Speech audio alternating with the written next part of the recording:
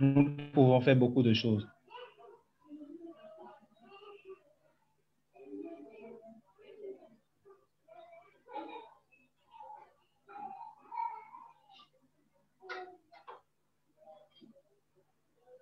Je suis en train de lancer le direct alors, raison pour laquelle vous avez 1 minute de silence, juste pour lancer le direct là. Maintenant, on est en direct via le Facebook. C'est pour dire alors que d'ici 5 minutes, les bonnes choses vont commencer.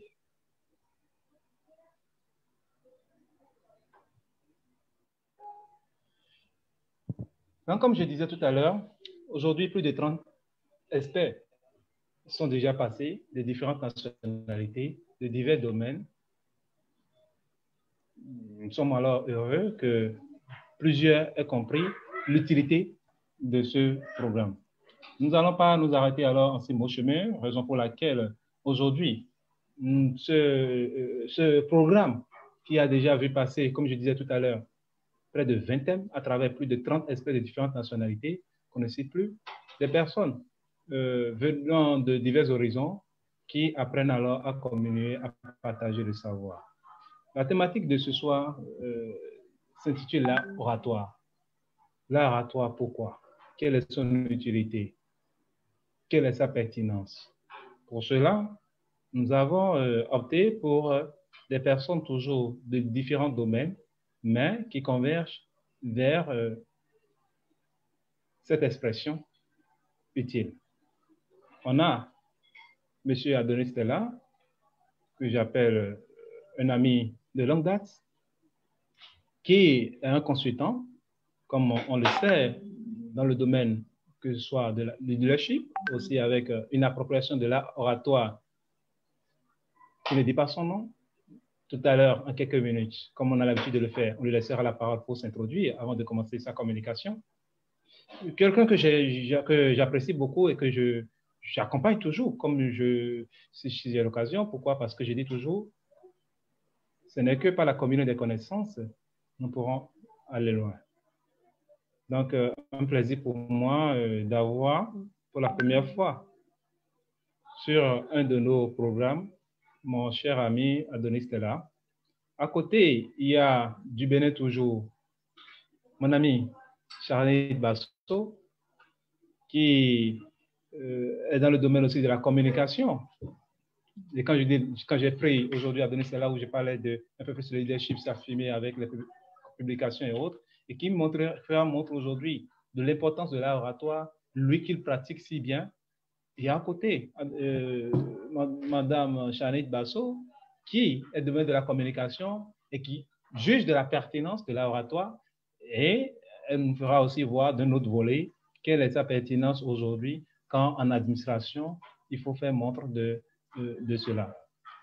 Et enfin, nous aurons du Gabon, Elsa qui est directrice d'un parti politique avec des prix de la femme inspirante de l'année écoulée 2019 au niveau africain et qui aussi viendra étoffer ce panel avec le deux présentés. Donc, comme je disais tout à l'heure, comment est-ce que je peux d'abord mettre les bases du panel de ce soir? Le lien du groupe de panel, les questions peuvent être posées. Je peux remettre le lien afin que les personnes qui puissent diffuser cela à travers que ce soit Facebook et autres, ou des personnes qui veulent directement et qui n'avaient pas l'habitude de nous suivre via notre page Facebook. Merci bien. Alors, chers panélistes, vous êtes là. Nous pourrons lancer alors le débat de ce soir. Vous me le permettez? Oui, merci. Tu peux lancer, cher ami Harry. Merci pour l'invitation. Mon cher ami Adonis, mon cher ami, tu es là? Je suis là, en tout cas. Je suis là.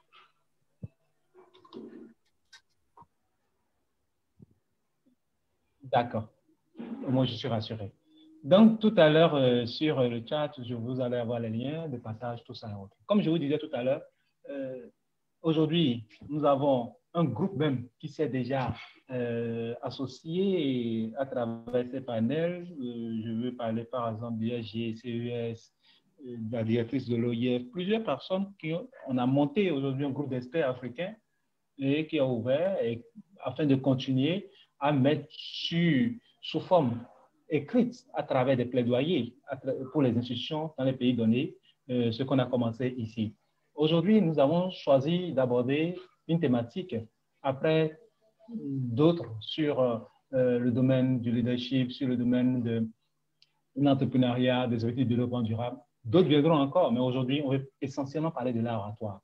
Je vais d'abord commencer à m'adresser à celui que j'appelle my speaker, si je peux le dire, Adonis Stella, toi qui aujourd'hui a plaisir aussi à communiquer à travers plusieurs organismes, qui aujourd'hui dans le domaine de l'art oratoire a engrangé beaucoup d'expérience. Nous te laissons la parole pour que tu puisses nous ressortir, après une brève présentation de ta personne, ce que tu penses en 10-15 minutes de cette thématique qui fait objet de ce panel ce soir. Merci, cher Adonis Stella, de prendre la parole. Alors, merci Harry, merci encore à tout le monde pour cette opportunité, bien sûr, d'échanger sur un thème qui m'est cher, comme l'a bien signalé Harry Vidéo. Je suis Adonis Stella Delis, je suis consultant en leadership et traducteur-interprète, français, anglais, espagnol, et je suis directeur exécutif du cabinet Brandlink Africa, qui est un cabinet de consultants dans le domaine du leadership, de l'art oratoire et bien sûr de traduction et d'interprétation dans différentes langues, parce que j'ai des consultants associés donc, qui travaillent dans d'autres langues qui ne sont même pas celles que moi-même je couvre. Et effectivement, j'ai un parcours associatif qui commence avec la plateforme internationale de jeunes pour explorer et développer le potentiel leadership, donc AUSEC, qui est l'Organisation internationale de jeunes leaders, dont j'ai été membre et que j'ai dans laquelle j'ai gravé certains échelons jusqu'à arriver à la présidence nationale de l'ASEC Bénin il y a à peu près 11 ans de cela.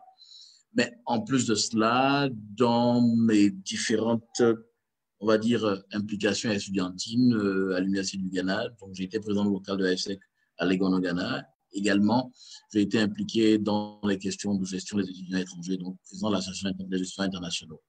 Puis, j'ai également adhéré au Rotary il y a à peu près un peu plus de 5 ans et j'ai été également président de club, impliqué dans la formation au niveau de mon club, au niveau national et bien au-delà, bien dans le district. Donc, je veux partir de là pour expliquer que dans mon parcours et dans mon activité quotidienne, la question de l'art oratoire revient. Et à titre d'élément fondamental, c'est vendre ce qu'on a, c'est d'abord vendre ce qu'on est. Et l'art oratoire rentre en ligne de compte quand on doit en fait défendre sa position, on vend en fait tout ce que nous sommes. Vendre un produit, vendre un service, c'est bien, mais c'est d'abord nous-mêmes que nous vendons. Et l'art oratoire, ce n'est pas juste parler, c'est communiquer pour atteindre un objectif. Et quand on parle d'art, c'est qu'on organise et on travaille autour de la question en ayant une approche harmonieuse, que les mots que nous employons puissent avoir un sens, un but, et également avoir un impact. La question de la persuasion va rentrer en ligne de compte, la question de la communication efficace va rentrer en ligne de compte, la question de savoir anticiper les autres par une bonne écoute. Donc, c'est tout un ensemble de choses qui font que l'art oratoire est un élément intrinsèque du leadership. Et le leader, généralement, est défini sûrement par la question du charisme, mais ce charisme, généralement, est porté par le fait d'avoir envie de l'écouter. Parce qu'il dit des choses qui nous amènent à croire en la vision qu'il est en train de vendre. C'est en cela que l'art oratoire constitue quelque chose de fondamental dans l'approche de développement du leader et dans l'impact qu'on peut avoir sur les organisations, les sociétés et même dans une famille. Merci encore.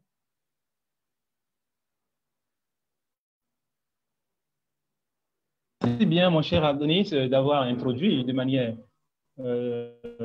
comme je le voulais, comme je m'y attendais, ce panel. Je vais revenir alors à l'ami Charnit aussi pour pouvoir nous aider à l'ami Adonis pour pouvoir développer un peu plus avec une approche, je le connais, cette thématique.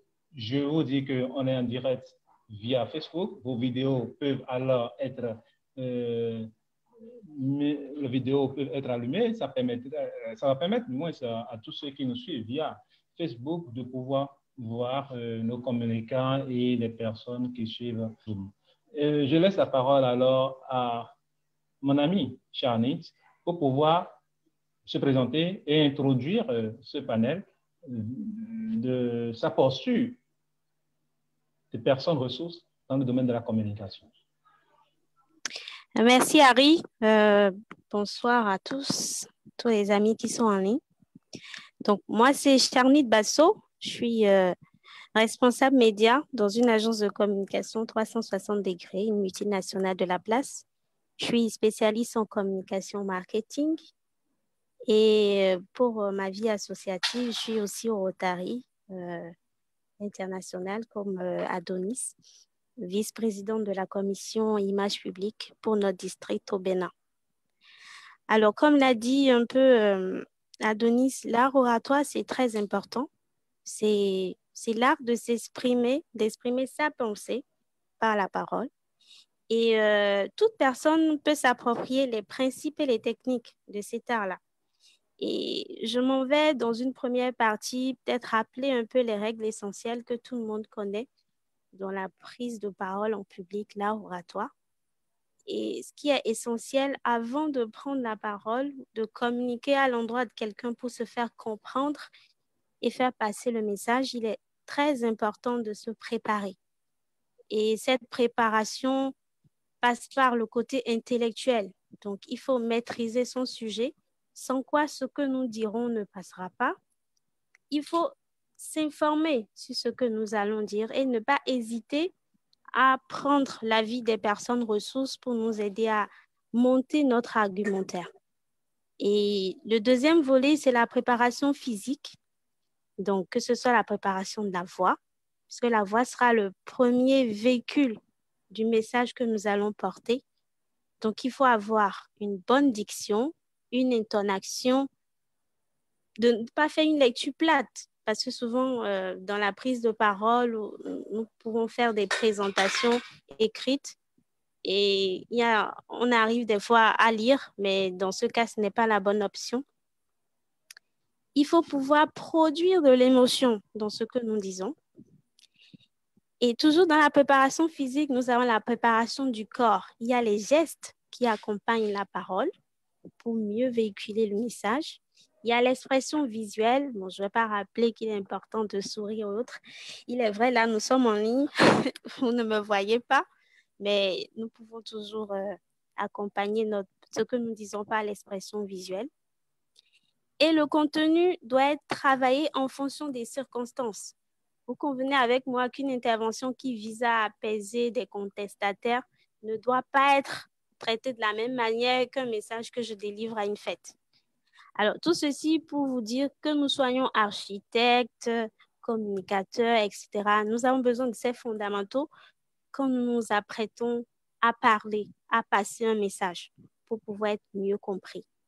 Et pour revenir un peu à la communication, j'ai essayé de brosser un peu les domaines dans lesquels nous, en agence de communication, nous pouvons dire qu'il est important que nous maîtrisions l'art oratoire.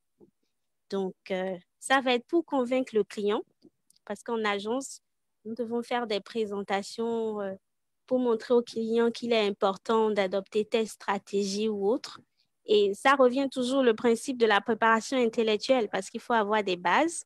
Mais après, le message, il faut qu'il soit bien délivré pour que le client qui est en face soit convaincu par ce que nous disons, pour pouvoir adopter cette stratégie que nous lui proposons. Donc, ça peut être aussi présenter un projet, Ça peut être diriger une réunion avec les collègues en entreprise. Il est important que cette personne-là qui dirige la réunion puisse maîtriser les caractéristiques de l'art oratoire, si je peux dire ainsi, pour que la réunion se déroule dans les bonnes conditions, qu'il n'y ait pas de perte de temps, etc. Et que tout le monde soit compris pour qu'à la fin, le message soit passé comme il faut. Adonis l'a dit, c'est important aussi l'art oratoire dans la persuasion. Il faut que nous puissions être à l'aise aussi dans ce que nous disons.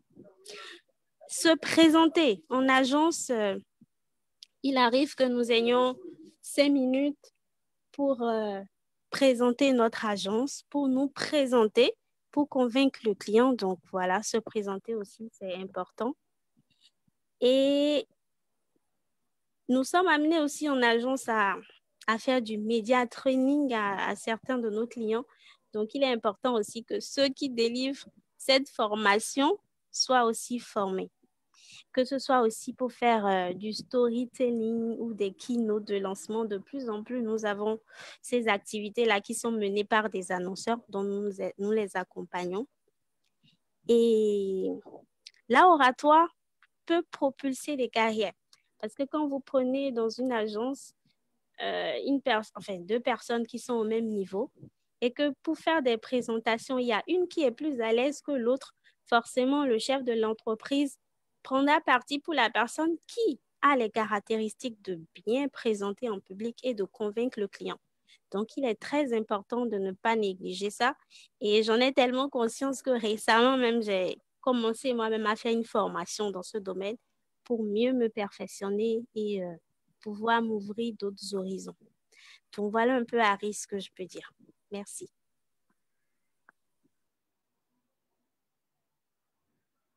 Merci bien, cher ami Chanit. Je remercie même déjà, je vois via Zoom le groupe. Je vois déjà mon journaliste Falès Ossou qui est là. Je vois la directrice de Africa Gel Togo qui est là. Brigitte, je vous salue tous. Je vois M. Félix Adenka qu'on ne présente plus au Bénin, qui nous a déjà rejoint, M. Bala de Niger. C'est un plaisir que toutes ces personnes, quand même d'un certain niveau, je dis, soient aujourd'hui associées à ce programme et sont toujours là à communier avec nous. Et tout à l'heure, dans la partie débat, pourront poser des questions pour des échanges.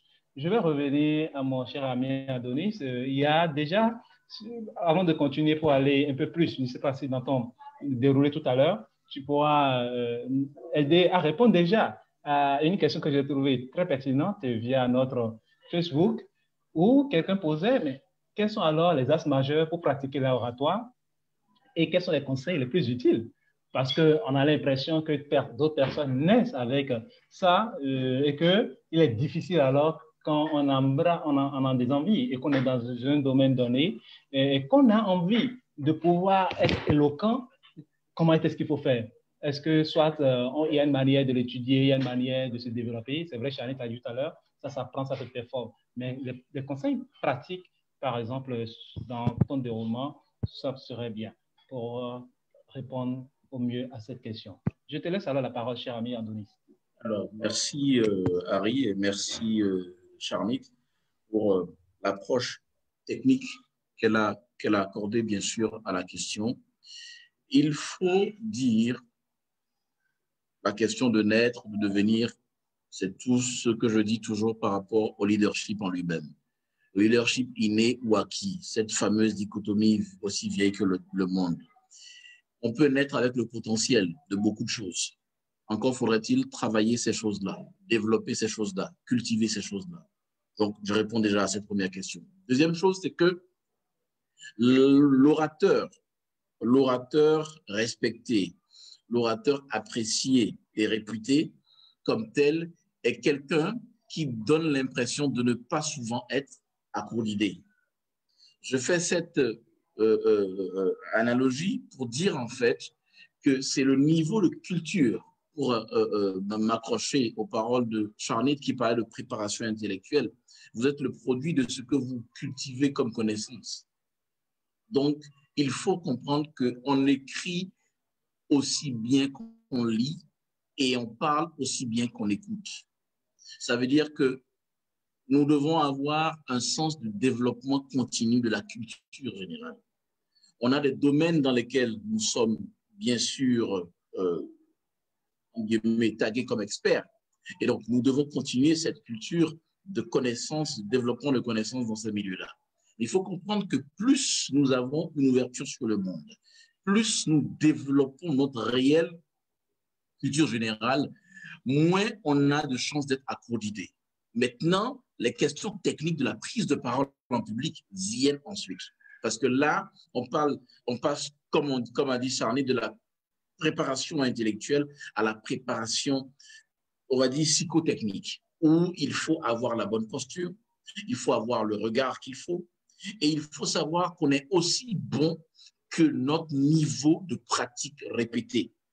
Parce que si nous pensons qu'un beau discours, une fois en passant, ça suffit, on se leurre complètement. Ça veut dire que la pratique répétée de l'art oratoire nous amène à être des orateurs qui puissent vraiment continuellement maîtriser notre auditoire. Ensuite, il y a la bonne vieille pratique des grands orateurs. J'ai expérimenté depuis ma plus tendre enfance. C'est la question ou la pratique du miroir. Se préparer et s'entraîner à effectuer des discours, délivrer des adresses, délivrer des discours devant le miroir, seul dans son ombre personnelle, c'est aussi important. Ensuite, il faut savoir que nous devons balayer les différents axes de vie que nous sommes amenés à aborder quand nous devons nous prononcer sur des questions.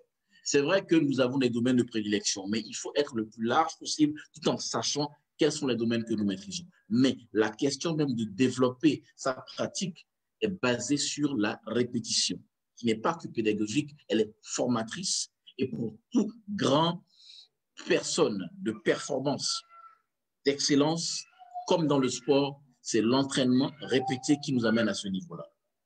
Ensuite, il y a la question de savoir quelles sont nos forces, nos faiblesses. Personnellement, je suis quelqu'un qui suis porté sur la communication extemporée, c'est-à-dire que je ne travaille pas trop sur la préparation parce que je suis plus à l'aise dans l'improvisation. Toujours est-il que le minimum de préparation requis nous incombe et nous devons savoir de quoi parler, à qui nous adresser, quel est le niveau de compréhension générale et le profil de l'auditoire pour pouvoir calibrer notre message. Un message que j'adresse à des personnes de 12 à 18 ans n'est pas le même que celui que j'adresse à des personnes de 18 à 30 ans et ainsi de suite. Donc, on a toujours cette approche-là qui est de connaître son auditoire, de cerner l'auditoire et de travailler personnellement sa culture et son approche technique de présentation. Merci. Merci bien, cher ami Adonis. Je vais revenir à mon ami Charny pour dire, aujourd'hui, les gens parlent de rhétorique, les gens parlent d'éloquence, qui sont des... Je veux dire, qui sont très pertinents quand vous parlez d'art oratoire. Mais comme avec les exercices tout à l'heure, comme Adonis a eu à expliquer, on arrive une personnalité dans le domaine de l'art oratoire, on arrive à pouvoir faire montre de ses capacités et à se développer. Mais, à côté de ça, est-ce qu'on dirait que le travail quotidien de tous les jours, toi par exemple, qui es responsable de communication, est-ce que tu penses que tu as besoin autant de t'approprier cela que quelqu'un qui est dans le domaine de la... Moi, comme Adonis, comme je reviens en même temps pour pouvoir demander. Vous m'écoutez bien, j'espère. On te perd un peu, on te perd de temps en temps. C'est entrecoupé. C'est entrecoupé. Donc, je laisse la parole d'abord à Chanette alors pour pouvoir aller sur ce temps pour que ce soit bien. Merci, Harry. C'est vrai que ça coupait, je n'ai pas pu tout entendre, mais comme je disais, dans mon domaine, c'est très important de pouvoir être à l'aise dans ce que nous disons. Donc, évidemment, l'art oratoire, c'est très important parce que c'est une agence de communication. Tous les jours, nous sommes amenés à parler à d'autres personnes, à des annonceurs et ce que nous disons peut influer sur la bonne marche de l'entreprise. Parce qu'il ne faut pas, je ne dirais pas aller dire des bêtises, mais il faut vraiment savoir de quoi nous parlons. Et la première impression est toujours la bonne, en fait. Il faut toujours faire bonne impression. Donc, ne pas attendre de dire que c'est à la deuxième présentation au client que je vais m'apprêter parce qu'il aura déjà vu la première. Il se serait dit, bon, ces personnes ne sont pas compétentes parce que celle que j'ai en face de moi, par exemple, quand elle parle, elle n'est pas convaincante. Enfin, la façon de parler, etc. Il y a des annonceurs très avertis, donc, qui font attention à tout ça pour juger de la compétence d'une agence ou d'une autre. Donc, c'est très important dès les débuts de s'apprêter. Et nous, par exemple, dans notre agence, je crois que les responsables l'ont compris, si bien qu'on a un centre de formation en ligne et il y a un module qui s'appelle la prise de parole en public et on oblige tous les employés à pouvoir faire cette présentation-là, que ce soit un comptable, etc., mais tout le monde systématiquement. Donc, ça veut dire que c'est très important pour l'entreprise et tout le monde est d'accord qu'il faut pouvoir, enfin, prendre en compte toutes ces caractéristiques pour faire la différence, parce que c'est de ça qu'il s'agit aussi. Donc, voilà. Juste pour compléter peut-être un peu ce que Adonis a dit par rapport aux méthodes et autres, il y a une partie très importante dans la prise de parole en public ou l'art oratoire, c'est la gestion des émotions. Tous les grands orateurs, à un moment ou à un autre, avant de parler, ont forcément un peu de trac, etc.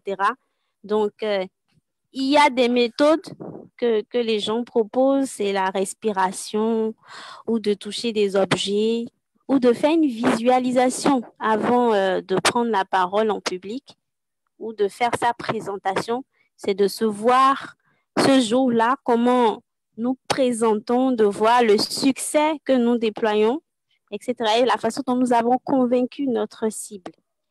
Et voilà un peu ce que je peux dire. Par rapport à la respiration, il y en a plusieurs temps.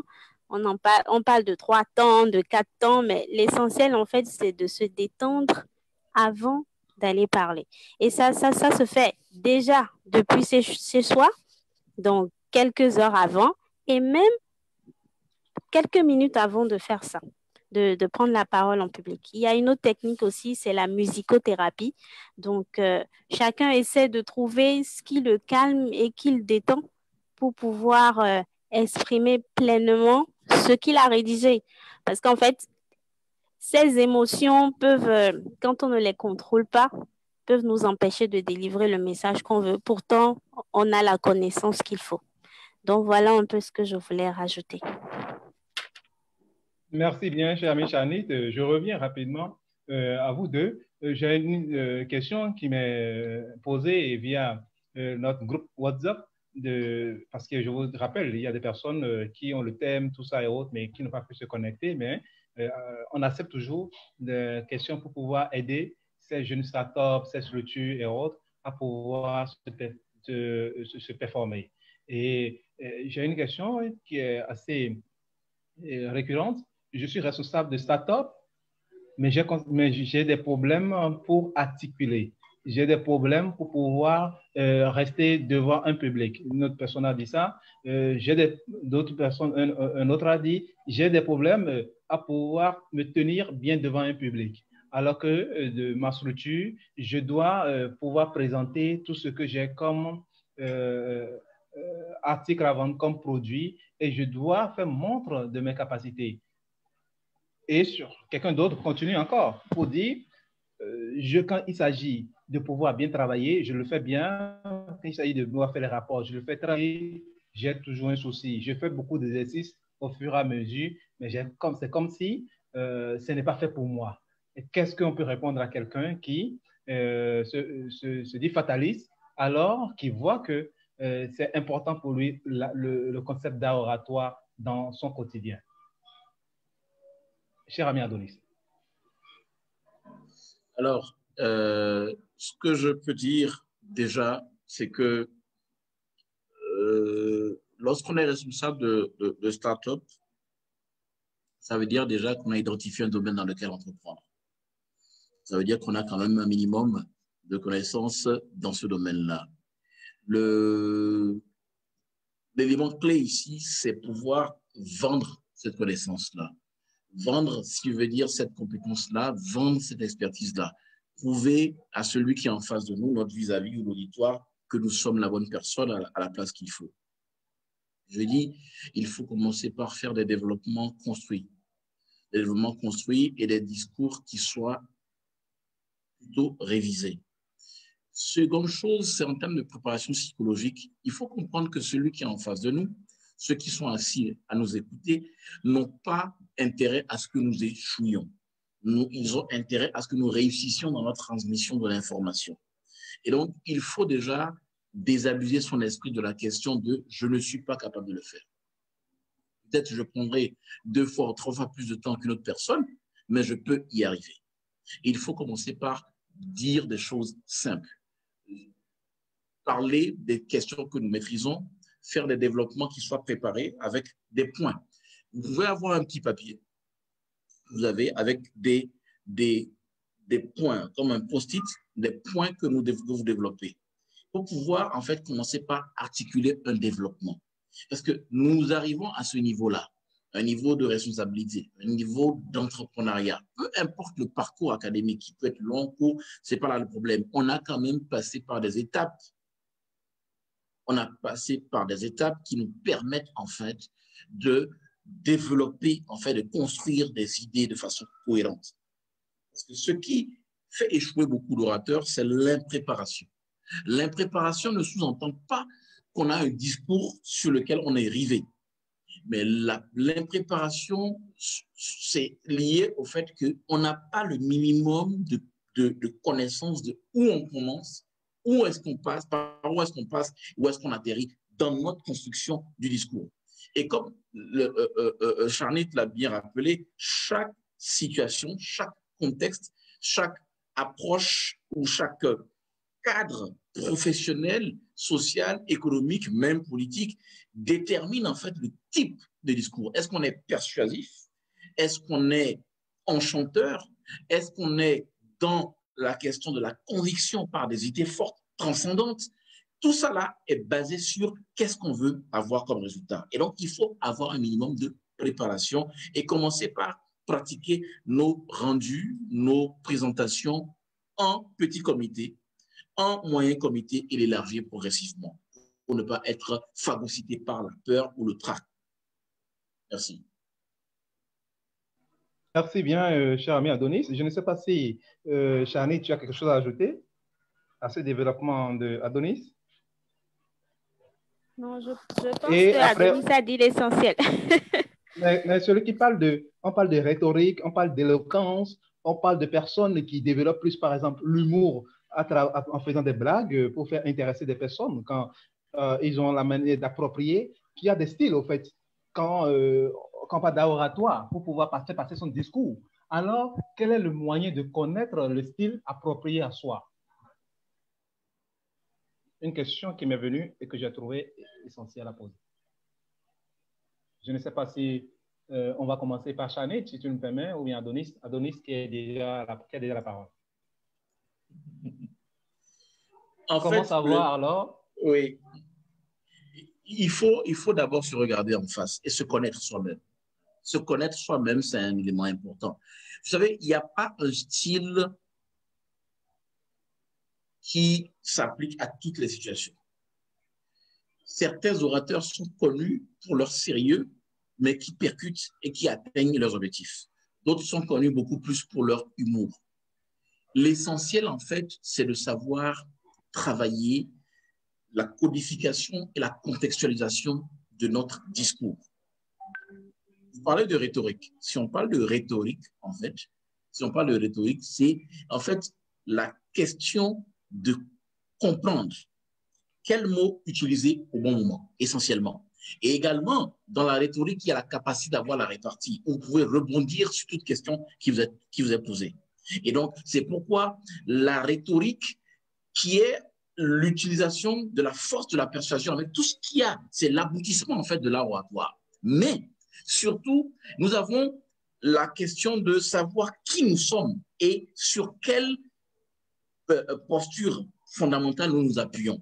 Qu'est-ce qui nous définit nous-mêmes? C'est d'abord notre personnalité qui permet en fait de savoir ce qui naturellement nous est notre meilleure forme d'expression dans le rendu, en situation de prise de parole. Et on peut moduler ça selon le contexte. Je vais me permettre de... Selon le contexte et selon la personne. Oui. Donc, il y a une manière d'abord de savoir qui on est, de faire des exercices, de voir se faire même accompagner pour connaître son profil, en fait, et savoir comment est-ce qu'il faut développer ses capacités compte tenu de... Je vais revenir par rapide, surtout le côté où quelqu'un parle de communication à oratoire, il y a une nuance à faire. La communication est vraiment là oratoire, vu qu'on dit il y a une différence. Parce que quand on parle de communication, on prise plus la négociation et autres, alors que là, oratoire, on va plus vers la conquête. J'ai un peu vu le développement de celui qui propose cela. Qu'est-ce qu'on peut dire? Communication à oratoire, qu'est-ce qu'il faut faire comme différence et sur quoi il faut réellement plus s'appuyer quand il faut sortir telle ou telle chose. Qu'est-ce qu'on peut dire alors à ces personnes qui veulent savoir?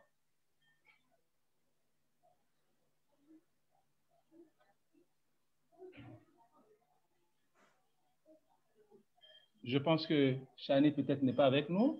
Je vais peut-être rapidement revenir toujours à Adonis pour revenir, si tu me permets. Communication à oratoire. Est-ce qu'il y a une différence à faire? En fait, la communication, c'est tout simplement, je ne vais pas faire le boulot de Charlie à sa place, mais c'est la transmission du message avec un feedback. Donc, aussi bien la question de l'écoute et de la transmission du message.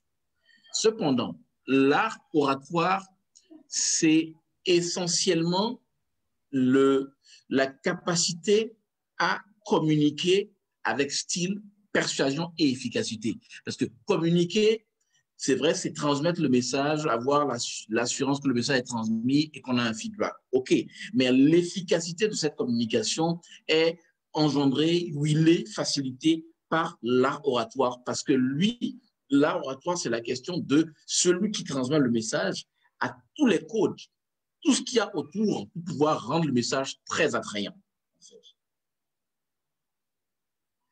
Merci bien, cher ami Adonis. Je ne sais pas, Chani, tu es déjà avec nous? Oui, je suis là. Communication à oratoire. Qu'est-ce qu'on peut dire? Est-ce qu'il y a une différence à faire, comme l'a si bien décrit mon cher ami Adonis? Qu'est-ce qu'il y a à compléter?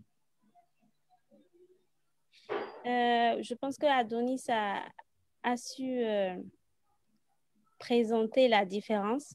Je dirais que l'art oratoire, c'est la technique qui nous permet de rendre plus efficace notre communication. Parce que communiquer, tout le monde me dit, je peux juste parler sans mettre les effets qu'il faut pour que le message soit compris avec emphase, etc. Donc, l'art oratoire, c'est cette technique qui vient améliorer notre manière de communiquer. Moi, c'est comme ça, je le vois. Merci bien, merci bien. Et je remercie déjà mon ami Félix Adénika, qui est collaboratif concile en français, qui est du programme de hygiène et fonde, qui préside cela au Bénin avec le siège en Suisse. Il vient de nous rejoindre. Lui qui a toujours trouvé que ce programme, qui me remercie et je vous remercie, Monsieur Mavalet, je vous remercie tous. Et tout à l'heure, comme je disais tout à l'heure, préparez-vous à prendre la parole, comme d'habitude, pour nos panélistes. Ça permettra l'échange et des apports. Il suffit juste de faire signe en levant la main comme on a l'habitude de le faire et la parole vous est donnée pour pouvoir apporter un plus ou poser des questions. Je vais remercier aussi l'ami Joseph Zinivo-Edo pour la bienvenue au panel. Je vais demander alors, cher ami Adonis, aujourd'hui, est-ce qu'on peut dire, l'exemple de quelqu'un a pris l'exemple du président américain qui dit, est-ce que son style de leadership qui est bien adapté malgré aujourd'hui, on a vu combien de personnes dans ce leadership politique. J'aurais préféré cette question pour l'ami Elsa, mais qui ne nous a pas encore rejoint.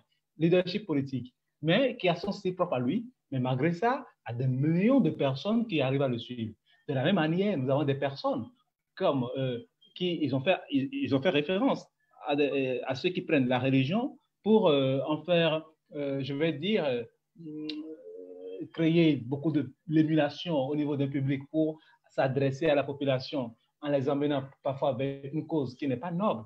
Donc, quelle est alors la différence? Comment est-ce que les personnes alors utilisent leur forme, que ce soit est-ce que c'est de communication, mais d'oratoire, pour pouvoir mobiliser ces foules à faire ce qu'ils veulent, comme ils ont dit, ou bien à adhérer à leur cause? L'exemple même des pasteurs a été donné tout à l'heure par quelqu'un pour dire, mais comment est-ce qu'aujourd'hui, est-ce que c'est la communication d'appel, mais c'est l'oratoire? Qu'est-ce qu'on peut dire à ces personnes? Je laisse la parole à nos panélistes, si Adonis est là, ou bien si Charnit est là pour prendre la parole et nous faire des apports.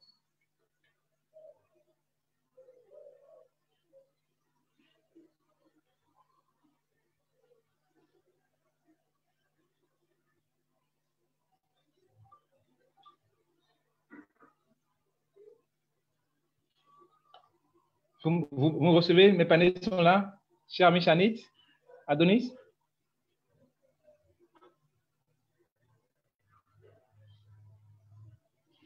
Ok, je vais laisser rapidement la parole à M. Félix. Merci, mon cher ami Félix, de prendre la parole pour être en train de faire des apports aux questions, le temps que je réussisse à avoir mes chers panélistes.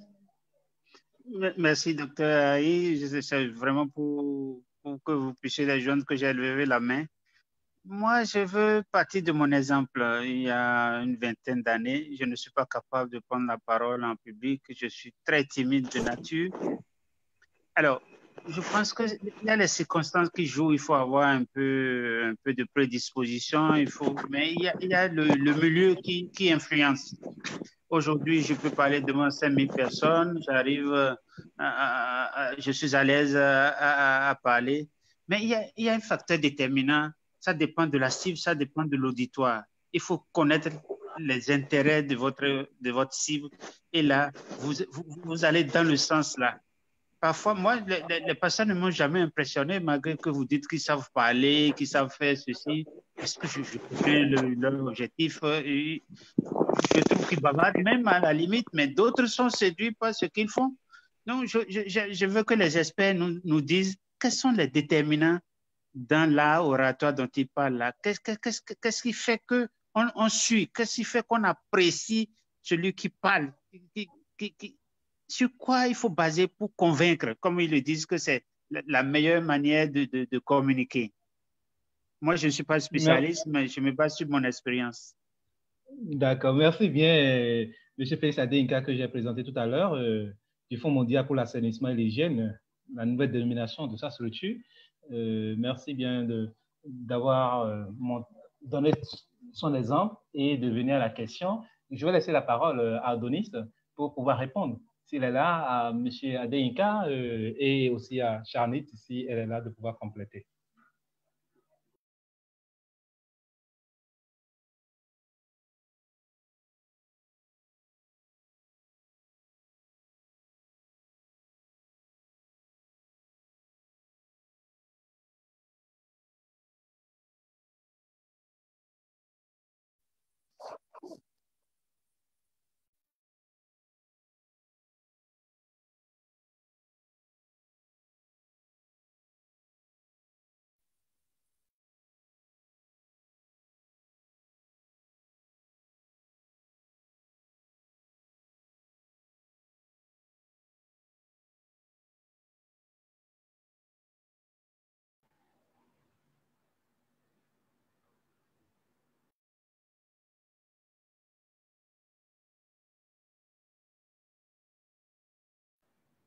Allô?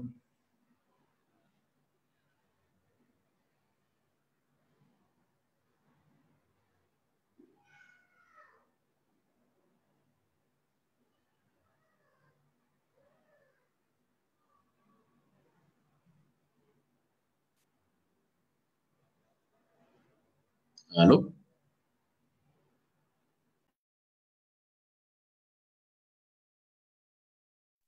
Il y a un problème là. Docteur Harris? On n'entend personne. Docteur Harry, effectivement. Moi, je vous entends. Oui, quand vous avez également identifié le problème, vous avez réagi, M. Adéinka, mais là, c'était vide complètement. Bon. on fait quoi, monsieur Adonis? La connexion n'est pas la chose la mieux partagée actuellement. C'est pas ce qu'on a le plus, c'est pas ce qu'on a le plus abondant actuellement, ça c'est vrai. Ça, c'est vrai. Alors, Charny, tu avais la parole. Moi-même, déjà, j'ai eu un souci de connexion. Donc, je ne sais pas où on en est. Voilà. Non, non, la question c'était vraiment, comme on est deux, Voilà. c'est pas la peine qu'on repose la question. Quelles sont les aptitudes, quels sont les facteurs déterminants pour l'art oratoire, pour être un bon orateur? Alors, j'avais commencé ce développement. En plantant le décor. C'est la question d'éviter toute forme d'impréparation. Déjà, c'est parce que ce n'est pas, comme je disais, ce n'est pas une question être rivé sur un discours ou un développement de A à Z. Les facteurs qui puissent booster l'art oratoire, déjà, comme j'ai dit, c'est la culture. La question de la culture générale, parce que si on a un niveau de culture qui est assez consistant, on a toujours de la matière à prendre la parole.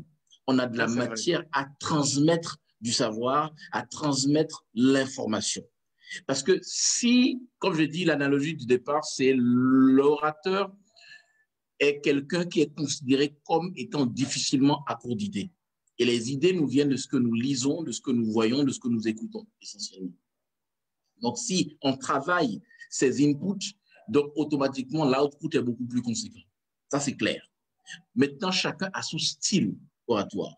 Je disais, par exemple, que moi, je suis quelqu'un qui suis plus dans le extempore, c'est-à-dire que je fais beaucoup dans l'improvisation avec une réelle impression que le discours n'a jamais été préparé, mais qu'il est cohérent. Mais tout ça, c'est individuel, que chacun identifie ses forces et ses faiblesses. Ensuite, sans avoir besoin d'être rivé sur un discours, avoir des points clés qu'on a développés et se les rappeler juste avant de se lancer, c'est aussi fondamental. Il faut toujours prendre le temps de préparer d'une manière ou d'une autre notre intervention. Même pour moi, qui suis vraiment passionné du discours improvisé, j'ai ma préparation que je fais, je sais quels sont les éléments que j'ai à toucher et j'y vais. Tout en faisant une chose, c'est de connaître l'auditoire, identifier l'auditoire. Même quand on arrive, qu'on prenne le pouls de la salle, qu'on voit un peu à qui on a affaire. Parce que le discours, comme je l'ai dit, de celui qui est dirigé à des personnes de 12 à 18 ans va être différent de celui qui est orienté vers des personnes de 18 à 30 ans et ainsi de suite. Donc, il faut connaître son auditoire. Le message est calibré en fonction de cet auditoire. Merci. Merci bien. Merci je vais beaucoup. rapidement poser la question de mon ami journaliste avant de redonner la parole à ceux qui ont levé la main pour prendre la parole eux-mêmes. Monsieur Sossou-Valère qui dit qu'il est habitué à écrire que de prendre la parole, chose qui joue sur lui. Néanmoins, j'ai souvent une voix autoritaire. Alors, comment avoir une voix docile? Parce qu'il trouve que c'est pertinent pour lui. Une question de notre cher ami journaliste, M. Sossou-Valère. Je laisse la parole. Je pense que Chanit est déjà là. Non, je vais laisser la parole toujours à Adonis. Alors, M. Sossou-Valère est-il connecté? Il n'est pas connecté oui, bien sûr. Sur Zoom. Bien sûr, il est connecté. Mais il est sur Zoom. Je veux l'entendre pour savoir ce qu'il y a de défrayant dans sa voix.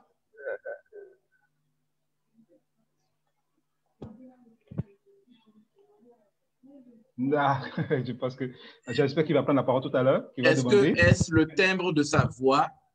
Parce que c'est l'intonation ou le timbre. S'il a un timbre qui est grave, qui va lui donner, un rendu, ce qu'il appelle autoritaire, moi je pense que c'est chacun a son timbre de voix qui lui est propre, hein, vous savez. Et il faut pouvoir trouver les mots qui soient apaisants et avec une certaine forme de régulation, de modulation de son timbre de voix, de sa voix. Le volume dont on n'a pas besoin, on ne l'utilise pas, par exemple. On n'a pas besoin d'avoir des bons d'octave, donc de monter en crescendo si on sait qu'on a déjà une voix qui porte. Donc, connaître sa personne est essentiel, en fait. Dans tout ce qui a été dit jusque-là, c'est se connaître soi-même nous permet de maximiser notre impact sur les autres. Parce qu'on se connaît et on sait ce qu'il nous faut pour pouvoir passer le message. Donc, je pense que la voix de chacun est unique. Le thème de voix de chacun est unique. Il faut juste moduler et avoir la bonne utilisation de sa voix parce que ça porte. Donc, on sait comment on gère. Moi, c'est ce que je peux lui dire. Après, il y a des techniques de voix qui se travaillent. Voilà, merci bien. Je vais rapidement laisser la parole. Il y a plusieurs personnes qui ont levé la main. Je vais laisser d'abord la parole à M. Joseph Zivo-Edo, mon cher ami Pépé. Je te laisse la parole pour que tu puisses faire un apport par rapport à ce qui est dit. Merci.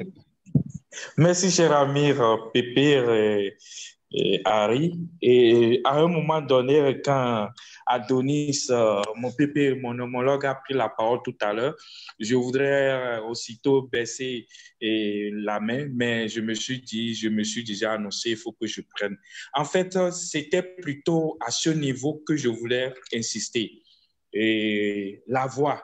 Parce qu'à des moments donnés, il y a des personnes qui disent des choses très intéressantes dans leur communication ou dans leur prise de parole, mais à cause de leur thème, le thème de leur voix, on n'arrive pas à participer, on n'arrive pas à les écouter, on n'arrive pas à saisir ce qu'ils voudraient passer comme message.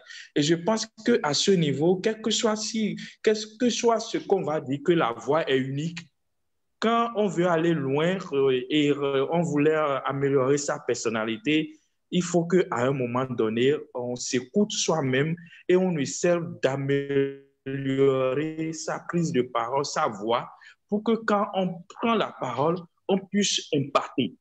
Quand on prend la parole, que l'auditoire puisse t'écouter. C'est très important. C'est vrai que c'est au fur et à mesure qu'on s'améliore. Moi, j'essaie aussi de le faire. Je ne suis pas un expert comme mon ami Adonis, mais je pense que je me dis que c'est important. C'est très important.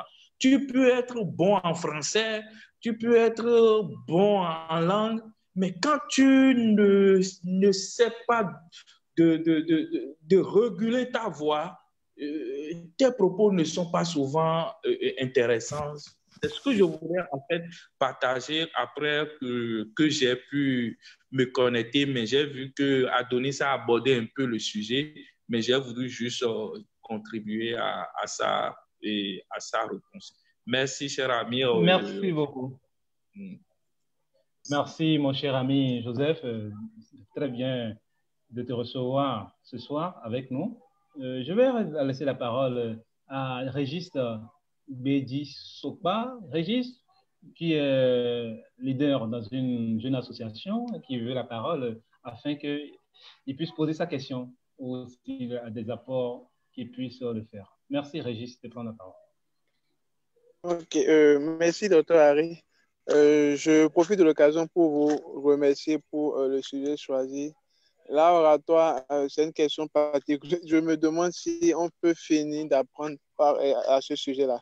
Je remercie aussi nos deux panélistes pour leur brillante communication qui nous ont permis, en tout cas à moi, de mieux comprendre le sujet. Je voulais en fait poser une question. Tout à l'heure, dans la présentation, on a dit qu'il faut se préparer lorsqu'on veut présenter devant l'auditoire, se préparer et tout. Mais il arrive parfois, malgré la préparation, malgré tout ce qu'on connaît par rapport au sujet, et dans la salle, il y a des personnes, à des moments donnés, qui vous posent des questions ou à des moments donnés qui disent le contraire de ce que vous dites. Et parfois, ils appuient même avec des arguments solides. En ce moment-là, toi, en tant que communicateur, qu'est-ce qu'il faut faire? Est-ce qu'il faut leur répliquer de façon brutale ou en fait, comment il faut faire pour pouvoir répondre à ces gens de personnes-là? Merci. Merci bien, cher Régis. J'annonce merci déjà, avant de laisser la parole à mon cher Adonis toujours, par rapport à la question, une bonne question hein, de quelqu'un comme Régis qui œuvre dans des associations telles AISEC qu'on a tous fait. Je remercie déjà M. Mabedi Terra qui nous a rejoints du Mali, de nos panélistes. Et tout à l'heure, j'espère qu'avec Brigitte, aurons la parole pour pouvoir faire un apport. Je laisse la parole rapidement. OK, Chanit a signalé, elle est là. Je lui laisse la parole et je reviens à Donis pour pouvoir répondre à Régis et continuer. Cher ami Chanit, dis-moi par rapport à tout ce qui a été dit, des apports, il y a plusieurs questions. J'espère que même si tu avais des problèmes de communication, tu as écouté. Dis-nous un peu les compléments que tu as eu à faire sur tout ce qu'il y a eu comme pertinence tout à l'heure. Et si possible, répondre un peu plus à la question de Régis avant que Adonis nous prenne la parole. Merci, Harry. Donc, j'ai suivi un peu les réponses par rapport à la voix et je suis tout à fait d'accord avec ce qui a été dit par Adonis et l'ami Joseph. Chaque personne est unique et il faut pouvoir, comment je vais dire, prendre cette unicité et l'améliorer pour pouvoir être différent. Donc, l'ami qui a posé la question par rapport à sa voix, il pense peut-être que sa voix n'est pas la mieux adaptée, mais il suffit juste de la travailler un peu. Et je suis sûre que les gens percevront différemment ce qu'ils pensent, parce que là, j'imagine que c'est un jugement personnel. Malheureusement, il n'a pas pu parler comme Adonis l'a demandé pour qu'on puisse entendre et nous-mêmes définir si cette voix n'est pas percutante ou pas. Donc, tout est question de travail, d'amélioration de ce qu'on a. Il ne faut pas juste prendre ses acquis, mais il faut se perfectionner. Donc, voilà un peu ce que je peux dire. Par rapport à la dernière question, alors, moi, je pense qu'on n'est pas obligé de tout connaître. Donc, si à un moment donné de l'intervention, vous vous rendez compte que vous manquez de réponse parce qu'en face de vous, il y a un argument plus percutant, c'est que peut-être à ce niveau, cette information vous a manqué. Et en oratoire ou en prise de parole, il faut reconnaître à un moment si on a une limite ou pas. On n'est pas connaisseur jusqu'à la fin, on apprend. Et puis, je pense que dans cette séance, c'est pour apprendre des autres aussi, même si on est venu délivrer un message. Il faut pouvoir écouter les autres et reconnaître des fois si on n'a pas les réponses qu'il faut. Il faut être honnête. Moi, c'est ce que je pense. Donc, ne surtout pas inventer une réponse pour se ridiculiser soi-même. Merci bien. Voilà. Oui, c'est ça. Parce que je pense bien aussi, j'espère que Adonis ira sur ce côté. Il est en train de parler de quand est-ce qu'on veut te déstabiliser alors que tu es en pleine séance de communication. Quelles sont les méthodes, manières pour pouvoir toujours continuer à rester concentré, à pouvoir dompter le public. Donc, je pense que sa question aussi allait sur ce sens. Je vais laisser la parole rapidement à mon cher Adonis avant de revenir à la plateforme par rapport à mes amis qui veulent la parole, c'est-à-dire M. Félix toujours. Et Mme Adissou Agbedo, que je salue, qui est là, et directrice de programme de PAFI, qui nous a rejoint et qui aussi a posé une question. Avant de laisser la parole à Adonis, je rajoute la seconde question. Mme Agbedo qui dit, mais quels sont les exercices qu'il faut faire pour se perfectionner, pour convaincre? Je pense qu'elle n'avait pas suivi ce côté. Si tu peux revenir, Adonis, sur ça, ce serait très bien.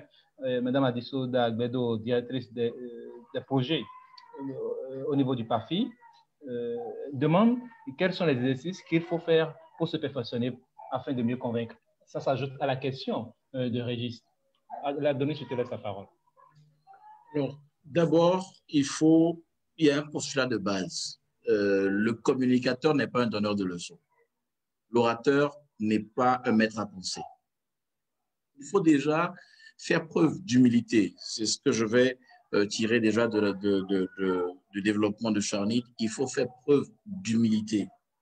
Donc, dans votre développement, dans votre communication, c'est expliquer que vous plantez le décor, vous partagez des idées afin d'encourager et d'entretenir un dialogue autour d'une question posée.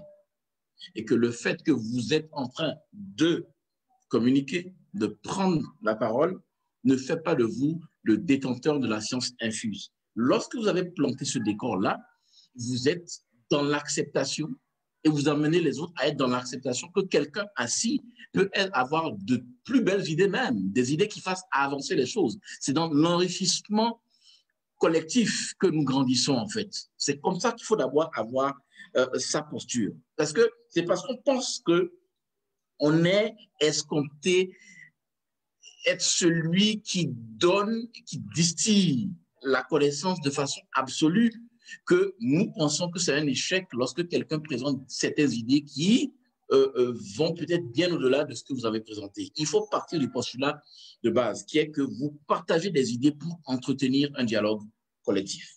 C'est l'élément clé à ce niveau-là. Le reste, l'interaction avec le public faisant partie des communications qui sont, pour ne pas me répéter, interactives, et donc, bien sûr, au sens du dialogue, il faut accepter le fait que des gens puissent poser des idées, mais ne vous mettez pas en situation de faire du tic au tac, être en conflit, donc sur la base d'un débat contradictoire avec qui que ce soit. Vous dites, ah, merci pour ces idées-là, vous m'avez permis aujourd'hui, en partageant cet échange-là, en ayant cet échange-là, de m'enrichir également. Donc, c'est d'un rendez-vous du donner et recevoir. C'est cette posture-là que le bon communicateur a, recevoir autant qu'il donne. Première chose. On va revenir sur les techniques. Pour pouvoir être convaincant, c'est déjà la préparation. Plus on lit, mieux on écrit. Plus on écoute, plus on regarde de façon pertinente, mieux on s'exprime. Donc, il faut partir de cultiver, bien sûr, sa connaissance, élargir son champ de compétences et de maîtrise de sujets d'ordre divers, tout en ayant nos domaines de prédilection. Et ensuite, avoir la possibilité de faire une préparation, bien sûr, de façon improvisée dans son milieu personnel, dans son espace privé. Le miroir, c'est très important. Ensuite, travailler à faire des communications qui soient tout au moins sur des points clés que vous avez ensuite à étoffer et développer. Vous pouvez vous rappeler dans la présentation.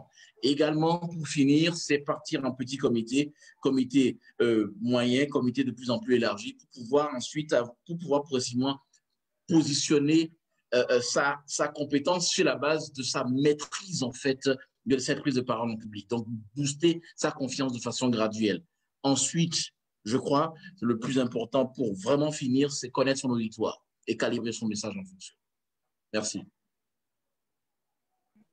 Merci bien, mon cher Adonis. Je vais rapidement lire l'intervention de M. Kitoyi qui complète vos réponses à ce qu'il dit.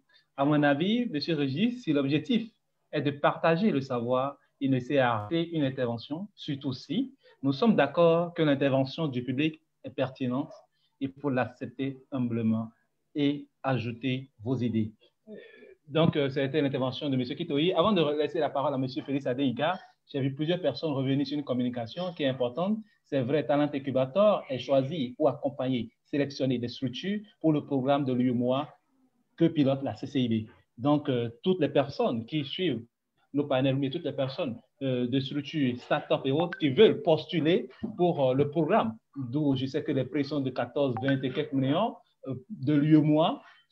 Pour ce concours, il suffit juste de préparer vos dossiers, de l'envoyer à Talent Incubator et ce n'est que le cabinet qui soumet les dossiers des startups. Donc, parce qu'une sélection doit être faite par le cabinet Talent Incubator. Donc, oui, c'est vrai, c'est le cabinet Talent Incubator et je suis à la charge moi-même de l'étude de ces dossiers et des sélections des dossiers et c'est avant le 30. Donc, c'est le jeudi prochain que nous fermons les réception de dossiers au niveau de Talent Incubator avant d'avoir 2 jours d'études, de sélection, de correction de ces personnes pour pouvoir les porter vers le niveau national et après le niveau régional. Donc, c'était juste une communication. Elle était importante, du moins, à souligner. Je vais laisser la parole à M. Félix et j'espère qu'après M. Félix, Madame Brigitte, je veux qu'elle ait la parole aujourd'hui. Vous saurez pourquoi. Et M. Félix, il demande la parole. Oui, merci beaucoup. Moi, je suis pas spécialiste. Vous remarquez que je ne sais pas parler. Ma voix n'est pas très bonne. Mais les gens disent que j'arrive à convaincre mon auditoire. Je ne sais pas si j'ai des qualités d'art oratoire. C'est donc pour compléter ce qui a été dit. Les conseils que je peux donner, c'est d'avoir une bonne culture générale. Vous n'êtes pas censé tout connaître. Mais quand il y a des questions, ramener ces questions-là à vos centres d'intérêt sans sortir du sujet. Et quand on dit qu'il faut travailler le savoir, je pense qu'on va perdre du temps pour des choses parce qu'il faut adapter à chaque situation. Par exemple, si vous êtes devant un public de 2000 personnes, il y a un trac qui vous anime quand vous voulez commencer par prendre la parole. Il y a de petites astuces qu'on peut faire. Commencer par une blague qui va intéresser tout le monde. Moi, il y a plein de petites choses qu'il faut, mais il n'y a pas de solution miracle, il n'y a pas de panacée. Il faut voir. Parfois, on ne connaît pas le public. Quand Adonis dit il faut connaître son public, parfois vous arrivez, vous ne connaissez pas la diversité de ce public qui est arrivé. Il faut trouver le moyen pour que les gens vous écoutent. C'est ça. Trouver un centre d'intérêt. On va vous prendre pour un spécialiste alors que vous êtes comme moi, comme personne qui... Il faut adapter. Je pense de mon point de vue, mais vous êtes spécialiste, vous pouvez nous dire ce qui marche le mieux, mais c'est ça qui marche pour moi. Merci. Merci bien, Monsieur Félix. Et si vous arrivez à diriger des réunions, je rappelle que vous dirigez quand même l'une des seules structures qui est dirigée par l'UNOPS, au niveau des Nations Unies, est spécialisée sur l'assainissement et l'hygiène au niveau national. Ça veut dire que si vous arrivez à porter des discours devant des auditoires, je sais que vous étiez par exemple à un séminaire à Parakou il y a quelques jours, donc ça veut dire quoi? Vous portez ça veut dire que vous avez déjà la solution. Je vais laisser, avant de laisser la parole aussi à mon cher ami Adonis qui disait d'opter sur ce public, c'est ça, c'est un exercice où, c'est vrai, avant de commencer une communication, même si on ne connaît pas son public, je le fais souvent par exemple, c'est de venir peut-être même 15 minutes plus tôt et être prêt de pouvoir voir comment réagit ce public ou même parfois d'aborder 1, 2, 3 personnes dans ce public, ça permet d'avoir une idée au fait. Donc c'est vrai, je vais laisser plus la parole à l'ami Adonis à qui la question est destinée pour répondre et revenir à Charny si elle a des compléments. Lorsque je parle de connaître son auditoire, ce n'est pas les connaître intitut personnel, mais on ne se présente pas devant des gens sans savoir de façon générale, de façon ramassée à qui on a affaire. On sait qu'on va soit dans une école, on va dans une institution, on a une idée générale. Maintenant, dans la salle, selon le type de configuration, on peut tout simplement sonder. Déjà, que chacun se présente, juste pour connaître un peu, à vous mettre un nom sur les visages. C'est des petites choses qui nous permettent en fait de sonder et savoir à peu près à qui on a affaire. Avoir les profils de façon résumée et ramassée. Toujours est-il qu'il y a toujours une communication qui est générale et une autre qui est spécifique. Et selon les feedbacks même qu'on a en lançant, en instituant cette communication, cet aller-retour, on a la possibilité également, après coup, d'avoir une idée de qui se présente devant nous. C'est des petites choses, en fait. Ce n'est pas une question de connaître chacun de par son parcours, de par son CV, non. Mais avoir une idée, parce que lorsqu'on se lève, on va donner une communication quelque part, on a une idée générale de ce dénominateur commun qui fait que nous nous retrouvons à cet endroit-là. C'est tout ce que je voulais dire. Merci bien, mon cher ami Adonis. Madame Adisoda, que je disais tout à l'heure, chef programme au niveau du PAFIR, disait, moi j'ai appris dans le domaine de la communication qu'il faut mettre les gens en confiance pour capter leur attention et se faire écouter. C'était juste un complément de sa part. Je vais, si elle me le permet, laisser la parole à Brigitte, si tu me le permets, pour quelques minutes d'apport, si tu veux bien.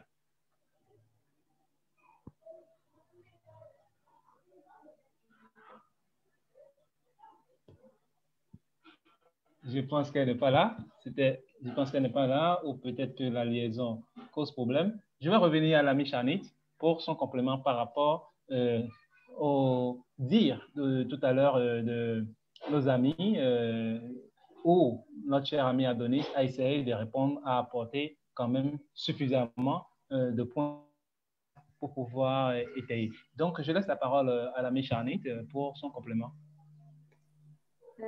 Merci, Harry. Je pense qu'Adonis a dit l'essentiel et en fait, tous les amis qui ont apporté une information. Donc, c'est bon pour moi. Merci bien, merci bien. Je pense que d'autres nous rejoignent. C'est vrai que beaucoup sont sur la plateforme Facebook, mais d'autres joignent. J'espère qu'ils n'ont pas raté la majorité. Mais comme je disais tout à l'heure, les liens sont disponibles sur Groupe Talent Incubator, les vidéos, ou sur ma page personnelle. Et après, vous avez le temps de pouvoir écouter tout ce qui a été dit ce soir. Vous avez le temps de vous les approprier. Donc, c'est un peu ça. Je ne sais pas si Brigitte nous a rejoint. Je pense qu'elle avait une question ou bien qu'elle avait des apports à faire. Si oui, on peut lui laisser la parole.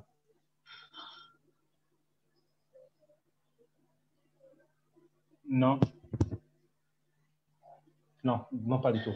Et Adonis, une question pour toi qui est venue et qui dit j'ai constaté que malgré mes cours sur l'oratoire, chaque fois quand je vais prendre la parole devant un public, j'oublie tout ce que j'ai préparé. Qu'est-ce qu'il faut que je fasse? Moi, je pense que avoir avec soi, on n'a même plus besoin de bout de papier sur son portable, comme j'ai dit, un résumé avec des points, juste des points clés. C'est intéressant parce que c'est comme si vous vérifiez votre montre ou vous vérifiez rapidement. Ça vous permet juste de calibrer. Hein. Vous n'avez pas besoin d'être l'homme à la mémoire la plus époustouflante. Ce n'est pas ça le jeu, en fait. C'est pouvoir transmettre un message efficace. Si vous n'avez pas une question, une maîtrise, on va dire, de votre mémoire scripturale ou mémoire communicationnelle, ce que vous faites, c'est d'avoir un résumé que vous avez, arriver à combattre, comme le dit l'ami Félix, à combattre bien sûr le trac en brisant la glace, en échangeant quelques plaisanteries, quelques blagues. Ça permet de détendre l'atmosphère et ayez à l'esprit que celui qui est en face de vous n'a pas intérêt à ce que vous échouiez. Troisième chose, c'est que vous pouvez fixer et balayer du regard les deux extrémités de la salle. Vous balayez un peu, vous fixez un point particulier jusqu'à ce que vous ayez contrôle total de l'auditoire et que vous commencez par aller en crescendo, avoir beaucoup plus d'espace que vous occupez vous-même. Donc, le message, l'environnement et le récepteur du message. Ce sont ces éléments-là qui sont les fondamentaux de la communication qui se retrouvent dans l'art oratoire. Leur bonne harmonie nous permet d'être efficaces. Et c'est la répétition qui fait, en fait, l'expertise. Merci. Merci bien, mon cher ami Adonis. Je vais... Oui, j'ai M. Félix qui disait tout à l'heure, par ses écrits, oublie, c'est le trac, une blague intelligente. Qui répondait, j'ai compris, à Mme Guedo, qui l'a taquiné un peu. C'est bien, déjà, je vois déjà qu'une famille se crée à travers le réseau Talent Incubator avec ses professionnels de divers domaines. C'est ça qui fait la richesse de notre réseau. Des professionnels de haut niveau, de plusieurs domaines, de plusieurs pays qui se rassemblent et qui partagent le savoir. Je rappelle même que le samedi prochain, notre communication sur le développement et l'économie sociale va avoir comme invité le secrétaire général de la Chambre économique et sociale et le responsable chargé des projets de la FNPEJ Dakar qui vont pouvoir pendant 2 heures de temps opiner sur le développement et l'économie sociale. C'était juste une parenthèse. Avant de revenir à notre question de oratoire, j'ai posé une question tout à l'heure d'une amie qui a voulu savoir, il y a des personnes qui font de leur force d'oratoire, comme on va dire, je vais dire pour mieux relire, les pasteurs, est-ce que ce qu'ils font pour pouvoir, par exemple, réussir à s'approprier des personnes données, à faire ce qui peut-être est bon ou parfois ce qui n'est pas bon, est-ce qu'on peut appeler toujours ça la force de l'oratoire? La personne a donné l'exemple, par exemple, comment on appelle-t-on, du président américain qui, d'après les résultats, est déchu dans le leadership politique. Est-ce que c'est sa capacité d'oratoire qui fait que des millions de personnes le suivent toujours, par exemple? Une dernière personne, toujours dans ce temps, qui parlait, par exemple, des personnes qui bégayent, par exemple, mais quand ils chantent très bien. Donc, c'est deux choses différentes. On avait posé ces questions quand il y avait des problèmes de connexion, donc je reviens rapidement sur ces deux choses parce qu'on m'a rappelé que les réponses à ces questions n'ont pas été données. Donc, je laisse la parole à l'ami Charnit, si tu veux bien, et après à l'ami Adonis pour compléter. Que pensez-vous? On a abordé d'abord le leadership politique, hein, où l'oratoire est utilisé pour pouvoir endoctriner parfois, ou bien pour pouvoir ramener sur de fausses bases, parfois même, hein, on ne va pas juger ici. Il y a par exemple des personnes qui font de la religion en s'exprimant. Est-ce que c'est la communication, est-ce que c'est l'oratoire? Qu'est-ce qui fait que ces personnes arrivent à influencer d'une manière donnée leur auditoire? Merci Harry. Question politique ou religieuse. Enfin, je pense que ces personnes, ils ont un but quand ils délivrent un message et leur but justement, c'est de se faire entendre, que ce soit des personnes dirigées ou des fidèles, etc. Donc, si ça marche, c'est que quelque part, ils se sont appliqués, qu'ils ont essayé de trouver des techniques et des caractéristiques pour mieux porter leur message. Et si ça marche, c'est que forcément, ils ont utilisé les techniques de l'oratoire, même si c'est négativement perçu par les uns et les autres. Mais à leur niveau, l'objectif final est atteint, c'est qu'ils se sont fait comprendre et qu'ils ont rallié des gens. Mais il ne faut pas oublier qu'il y a certaines personnes aussi qui ont un certain charisme. Quand ils prennent la parole, ils n'ont pas trop d'efforts à faire, mais ça n'empêche pas qu'ils travaillent sur eux-mêmes et qu'ils travaillent chaque fois qu'ils ont un auditoire en face, de connaître les personnes à qui ils parlent et de jouer sur cette fibre-là. Quand vous prenez peut-être les personnes religieuses et autres, les fidèles qui viennent, a priori, ils savent ce qu'ils veulent. Ces personnes, ils connaissent en gris, je dirais, leurs points faibles. Donc, ils leur servent le message qu'il faut pour qu'ils se rallient à leur cause. Donc, ils utilisent à bon escient la technique, le message à délivrer à qui, connaître sa cible et puis dire l'information qu'il faut pour que ce soit percutant. Donc moi, c'est ce que je pense. Je ne sais pas s'il faut les blâmer ou pas, mais voilà, ils font le job. Merci bien. Je vais laisser la parole à Adonis de compléter. Et je remercie un autre journaliste, pas les moindres, de Matinale, qui vient de nous rejoindre. Joël, salut à toi et un plaisir de nous avoir rejoints. Je reviens à notre ami Adonis pour compléter les dires de notre ami Chanit. Alors, je pense que soit le milieu religieux ou politique, en fait, la question du leadership ou de la communication efficace au service du leadership est basée sur l'objectif qui est de rassembler. C'est rassembler et je veux dire, avant de générer d'autres leaders, on a d'abord des suiveurs. Donc, on a d'abord la capacité à rassembler et à créer du nombre autour de la cause que nous vendons, nous défendons et que nous vendons. Donc, c'est leur capacité à vendre cette idéologie, cette philosophie, cette pensée qui, en fait, s'agrège avec l'engagement des autres, qui leur permet, en fait, de construire leur efficacité autour de la résonance que leur discours crée au sein des autres, qui leur donne cet assentiment-là. Parce que le leader politique ou religieux a un objectif, c'est de peser. C'est de peser de façon simple, de façon démographique. Et donc, il va avoir un discours qui attire, qui convainc, qui attire et qui fait comprendre aux autres qu'il est le mieux placé pour porter leurs idées, défendre leurs idées, quel que soit le contexte. Donc, à nous de savoir que c'est la question même de calibrer son discours, connaître les autres et avoir cette capacité à rassembler autour d'une cause pour pouvoir fédérer. Maintenant, ce qui fait qu'entre deux élections, quelqu'un passe mieux qu'une autre personne ou qu'à une élection, on a plus de succès qu'à la suivante, c'est qu'en même temps, il y a la campagne, quand je vais rester dans le domaine politique, il y a la campagne qui permet de faire un peu comme on dit, un concours d'idées, hein, si vraiment on parle encore d'idées, ou quand même un concours de communication. Mais ensuite, entre deux campagnes, pour celui qui est en fait aux responsabilités, il y a la question des responsabilités, il y a la question de l'exercice même, de la pratique même, de la question de la gouvernance. On n'est plus dans la rhétorique, on est maintenant dans le compte-rendu. Un.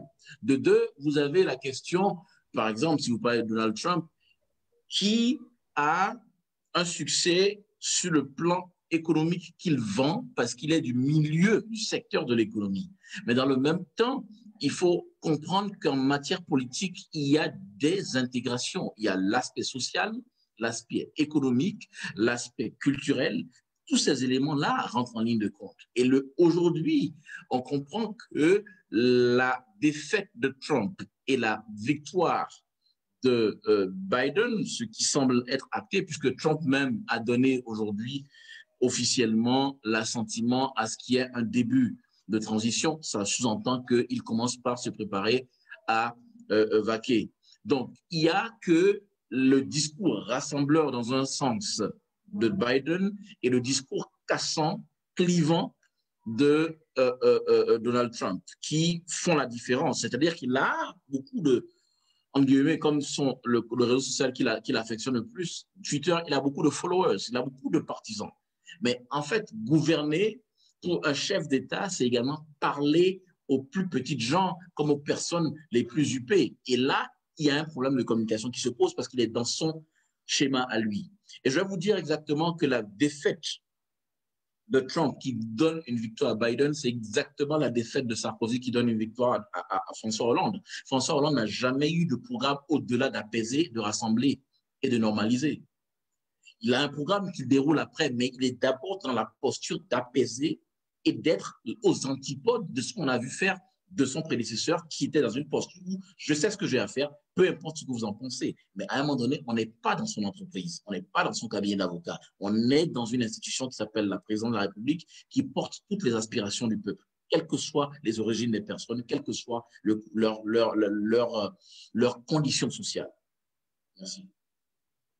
Merci bien. On va juste souhaiter que l'Afrique en vienne là, pour que même si des personnes données, des autorités données, des chefs d'État donnés ne veulent pas quitter, qu'ils comprennent que c'est une question d'institution et qu'il y ait des procédures pour pouvoir amener les uns et les autres sur le bon chemin. Ça, c'est un souhait. Merci bien. Je pense que nous sommes en train d'aller vers la conclusion de ce excellent panel qui, dans sa première phase, laisse place à l'oratoire. Dans une seconde phase, reviendra sur le leadership, toujours avec Adonis et d'autres panélistes de la Côte d'Ivoire, du Sénégal et du Gabon. Je vais alors demander à nos panélistes, qu'est-ce qu'on peut, aujourd'hui, je donne d'abord la parole à Chanit, qu'est-ce qu'on peut faire comme synthèse quand on parle d'art oratoire en faisant un tour rapidement par la communication pour que les gens, dans la nuance que les gens sont en train de faire. Qu'est-ce qu'on peut retenir? Quelle est la synthèse qu'on peut faire de ce panel? Cher ami Chanit. Merci, Harry. Donc, comme je l'avais dit au début, c'est important de pouvoir communiquer efficacement. Et communiquer efficacement entend la maîtrise de toutes les règles et les techniques de communication qu'il faut, de prise de parole en public, d'art oratoire, comme on l'a dit. Et tout ça, ça fait la différence. Parce que tout le monde communique, mais comment vous arrivez à faire la différence? C'est en maîtrisant ces différentes techniques pour que quand vous prenez la parole à côté d'une autre personne, que vous soyez mieux écouté, mieux entendu et que votre message puisse passer comme vous voulez le faire passer. Voilà ce que je peux dire. Donc, n'hésitez pas. Ce n'est pas inné, c'est à force de pratique quotidienne qu'on arrive à maîtriser ces techniques-là et à être à l'aise. Mais ça n'exclut pas que chaque fois que vous voulez prendre la parole, vous pourrez avoir un peu de trac. Les plus grands orateurs l'ont toujours. Mais n'hésitez pas, il faut se former. Il y a des centres de formation qui existent pour ça. Il faut faire de la pratique tout le temps. Comme Adonis l'a dit, la technique du miroir. Quand vous avez une présentation, un discours, n'hésitez pas à le répéter devant le miroir. J'ai suivi le film de McDonald's et à la fin du film, il devait faire un discours, mais il était devant son miroir et il répétait son histoire. Donc, c'est pour vous dire que même les grandes personnalités que nous voyons tout le temps, ils font ces exercices-là tout le temps. Et si vous voulez aller plus loin, vous améliorer, vous perfectionner, faire la différence, il faut bien sûr s'appliquer. Et voilà, merci. Merci bien, cher ami Chanit. Merci pour ta participation active au panel de ce soir. Et comme tu as dit, parler des centres, Talent Incubator, de par son cabinet, un centre qui va solliciter des panélistes comme vous, des orateurs comme vous pour accompagner des gens. Donc, Talent Incubator est ouvert à toutes les structures, comme je le dis. Nous, notre credo, aujourd'hui, je suis content que des personnes ici aient trouvé en direct, ici, je dirais, d'autres personnes qui étaient des panélistes qui ont présenté un projet, mais que des responsables d'institutions ont tellement aimé et qui directement sollicité leur service. C'est déjà, nous, notre rapport. Et donc, dans cette capacité de pouvoir communier avec les autres, on gagne toujours. Donc, Talent Incubator a toujours ses portes ouvertes pour des personnes qui veulent se perfectionner parce que, comme on a dit tout à l'heure, c'est quelque chose qui est imposé à soi compte tenu parfois des enjeux qu'on se donne. Et quand on se donne des enjeux, il est essentiel de pouvoir se former, de pouvoir s'approprier l'essentiel qu'il faut. Je vais laisser alors la parole à mon cher ami Adonis pour pouvoir faire une synthèse de l'essentiel qu'on puisse garder de l'oratoire, même si aujourd'hui, je sais du moins ce qu'on ne peut pas tout garder et qu'il y aura encore d'autres panels qui vont aller sur d'autres spécificités de l'oratoire. Cher ami Adonis, pour rappeler que beaucoup de journalistes sont en ligne et c'est bizarre, aujourd'hui, notre nombre de journalistes de la presse écrite surtout en ligne pour suivre ce panel défie le nombre des autres institutions, surtout sur notre groupe de Facebook. Merci bien, cher ami Adonis. Alors, d'abord, je dois remercier mon ami Harry Videro et Talent Incubator Consulting pour l'invitation et en même temps, un plaisir de partager le panel avec, bien sûr, très cher ami Chanit. L'art oratoire, quoi et pourquoi? Quoi? Capacité à travailler une communication, un agencement d'idées rendu, présenté avec efficacité. Pourquoi? Convaincre, intéresser, vendre, rassembler, porter des idées, construire des institutions. Mais dans le même temps, nous avons la question dichotomique de l'inné et de l'acquis. Est-ce qu'on est né leader ou on devient leader? Est-ce qu'on est né orateur ou on devient orateur? Quel que soit le potentiel que nous avons, nous le travaillons, nous le développons, quelle que soit la sève que nous avons en nous, la graine que nous avons en nous, nous l'arrosons pour qu'elle puisse croître en nous. Première chose. Deuxième chose, quel environnement pour une bonne préparation? Quelles conditions pour une bonne préparation? Lecture variée, élargie, développement de sa connaissance, je veux dire, en termes de culture générale, lecture, écoute. Et aujourd'hui, grâce aux réseaux sociaux, on a la possibilité d'avoir accès à du contenu numérique et donc audiovisuel en ligne à tout moment. Donc, vous lirez plus et vous écrirez mieux, vous écouterez plus, verrez plus et vous parlerez mieux sur la base de vos domaines de compétences de prédilection, mais également une ouverture d'esprit, une culture générale. Parce que dans les questions de rhétorique, dans les prises de parole spontanées, dans les grands débats, c'est votre culture. Avec les questions statistiques, quelques éléments pour étayer vos arguments qui donnent un rendu positif avec éclat. La pratique continue amène à un rapprochement de la perfection, bien qu'elle ne soit pas de ce monde. C'est ce que j'avais à dire et je vous remercie. Merci bien. Alors, mes chers panélistes, merci, cher ami Chanit, merci, cher ami Adonis. Un plaisir d'avoir pu échanger autour de cette thématique dénommée l'art oratoire.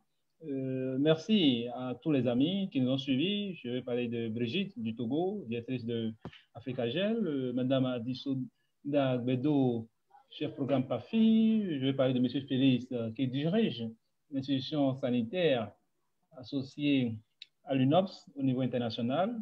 Monsieur Joseph Zilwaido, mon cher ami, Monsieur Joël Samson, le matinal, bien d'amis, Deo Gracias, Nadia Bala du Niger, les amis de la Mauritanie, et toute la communauté qui nous suit via Facebook, surtout tous ceux qui sont de Lomé et qui suivent en direct via visioconférence à travers les salles appropriées de CPLA. Merci à vous tous. C'était un plaisir de vous avoir. Merci à mes chers panélistes. On se retrouve un autre jour sur d'autres panels, mais déjà prenez le rendez-vous pour samedi prochain à 10h GMT+1 où nous allons opiner sur la thématique du développement et d'économie sociale avec le secrétaire général de la Chambre économique et sociale, M. Tomavor, et notre ami Hugues de Dakar qui dirige au niveau, qui dirige la FNPEJ là-bas. Merci à vous tous et bien de choses à vous. On garde le contact et nous continuons à faire ce travail qu'on a commencé ensemble. Merci. Merci.